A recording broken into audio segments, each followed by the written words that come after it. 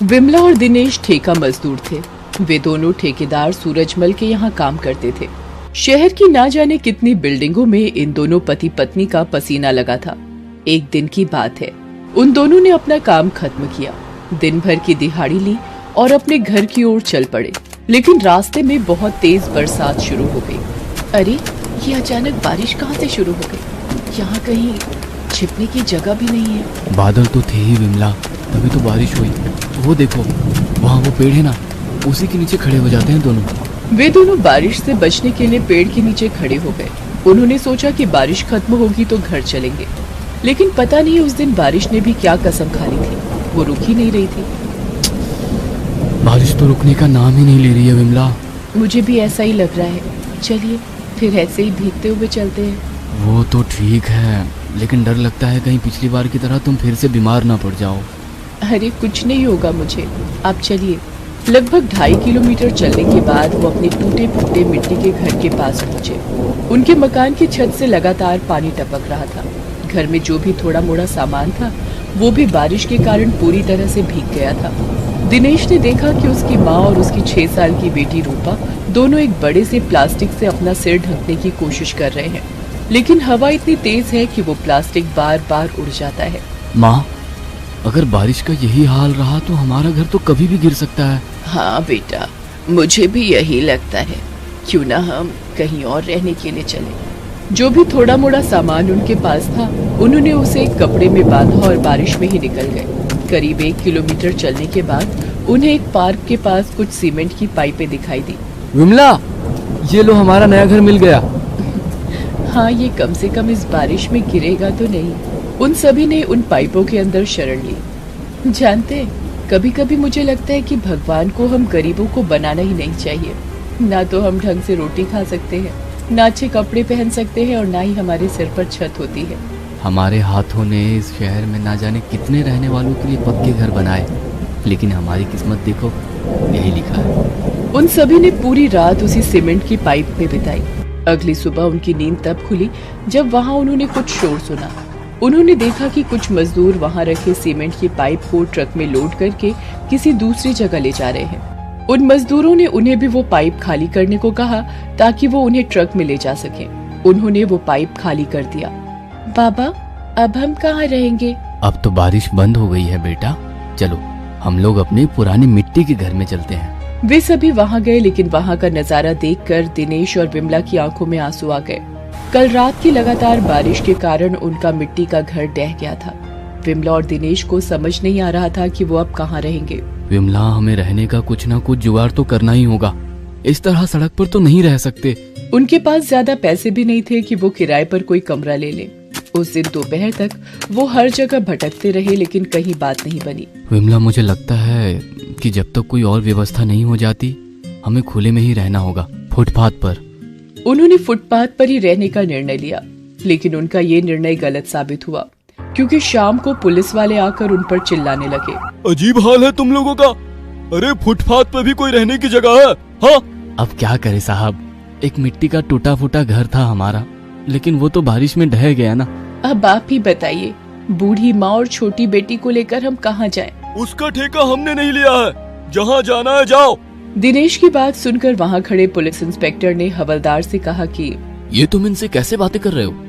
अरे, ये भी हमारी ही तरह इंसान है। जब इंस्पेक्टर उन्हें डांट रहा था तो सहमी सी बेचारी रूपा उन्हें देख रही थी। वो बेचारी अपनी दादी के पीछे छिपने की कोशिश कर रही थी। उसे देखकर इंस्पेक्टर को बहुत दया आई। थोड़ी देर के लिए उसके सामने उसका बीता हुआ कल आ गया। उसने दिनेश से कहा, देखो भाई, इस तरह सड़क के किनारे फुटपाथ पर तुम नहीं रह सकते, ये गैर कानूनी है। साहब, हम गरीबों का पैदा होना ही गैर कानूनी है। दिनेश की बातों को सुनकर इंस्पेक्टर भावुक हो गया और उसने कहा, देखो, ऐसा मत कहो। भगवान ने जन्म दिया है तो वो देखभाल भी करेगा। एक काम क्यों नहीं करते? सरकार ने तुम जैसे लोगों के लिए ही तो ये रैन बसेरे बनाए हैं। तुम लोग फिलहाल वहीं जाकर क्यों नहीं रहे? दिनेश अपने परिवार को लेकर रैन बसेरे में चला गया। वहाँ पहले से ही उन लोगों के जैसे कई लोग थे। उन्होंने किसी तरह वहाँ अपने लिए जगह बनाई। विमला, कल से हमें काम पर भी जाना पड़ेगा, नहीं तो अभी रहने की दिक्कत है, कल से खाने के लिए भी मोहताज होना पड़ेगा। उस रात भी जोरों की बारिश हो रही थी। दिनेश और विमला किसी तरह सोने की कोशिश कर रहे थे। तभी विमला का हाथ अपनी बेटी रूपा के सिर पर गया। हे भगवान, इसे तो तेज बुखार है। पता नहीं भगवान भी कब छोड़ेगा हमारी परीक्षा लेना। विमला ने रूपा को अपने सीने से लगाया और भगवान से प्रार्थना करने लगी कि उसका बुखार जल्दी से उतर जाए। उधर दूसरी ओर उस इंस्पेक्टर की आंखों से भी नींद कोसों दूर थी। उसकी आंखों के सामने रह रहकर रूपा का चेहरा आ रहा था। अभी कुछ महीने पहले ही इंस्पेक्टर की पत्नी और उसकी बेटी की मौत एक सड़क हादसे में हो गई थी। उसे रूपा में अपनी बेटी का चेहरा दिख रहा था। वो तुरंत ही वहां से निकला और रैन बसेरे में पहुंचा। उसने देखा कि रूपा अपनी माँ की गोद में आंखें खोलकर लेटी हुई है। रूपा ने जैसे ही इंस्पेक्टर को रैन बसेरे में देखा तो वो काफी डर गई और उसने डरते हुए उससे कहा, अंकल, मुझे तेज बुखार है, भगवान के लिए हमें यहाँ से मत निकालिए। उसकी बात सुनकर इंस्पेक्टर की आंखों में आंसू आ गए। उसने उससे कहा, नहीं बेटा, मैं तुम्हें यहाँ से निकालने नहीं आया हूँ, मैं तुम लोगों को अपने घर ले जाने आया हूँ। उसकी बात सुनकर सभी चौंक गए। उन्हें मन ही मन डर भी लगने लगा कि कहीं इंस्पेक्टर साहब उन्हें जेल में ना बंद कर दें। तब इंस्पेक्टर ने उनसे कहा, देखिए, आप लोग बिल्कुल ना डरे, मेरे साथ मेरे घर चले। जब तक आप लोगों के रहने की कोई दूसरी व्यवस्था नहीं हो जाती, आप वहाँ रह सकते हैं। हम आपका एहसान कभी नहीं भूलेंगे इंस्पेक्टर साहब। देखिए, मैं कोई एहसान नहीं कर रहा आप पर, उल्टा आप लोग मेरे पर एहसान कर रहे हैं। एहसान? और हम जानते हैं, आपके जैसी मेरी भी एक छोटी सी बेटी थी, लेकिन लेकिन लेकिन क्या इंस्पेक्टर साहब? तब इंस्पेक्टर ने अपनी कहानी उन्हें बतानी शुरू की। कुछ दिनों पहले तक मैं बहुत बेईमान आदमी था, बिना पैसे लिए किसी का कोई काम नहीं करता था। मेरे सामने तो कोई मुझे कुछ नहीं कहता था, लेकिन पीठ पीछे मुझे लोग गालियां देते थे, बद्दुआएं देते थे। लेकिन मुझे उनसे कोई फर्क नहीं पड़ता था। घूस और बेईमानी के पैसों से मैंने अपना बड़ा सा आलीशान घर बनाया। मैं सोच रहा था कि मैं अपनी बेटी और बीवी को एक शानदार जिंदगी दे रहा हूँ, लेकिन वो कहते हैं ना, बेईमानी का पैसा पचता नहीं है। मेरी बेटी और पत्नी एक सड़क हादसे में चल बसी।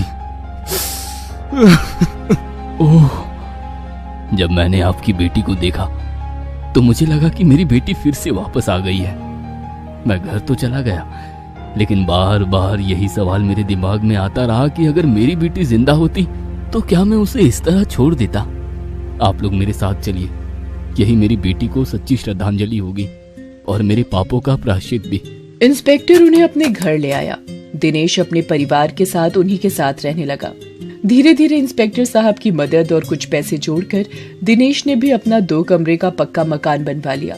अब उसे किसी बारिश, किसी तूफान में अपने परिवार की चिंता नहीं होती। अब उसे ऊपर वाले से भी कोई शिकायत नहीं है। दोस्तों, आप हमारे चैनल को जरूर सब्सक्राइब करें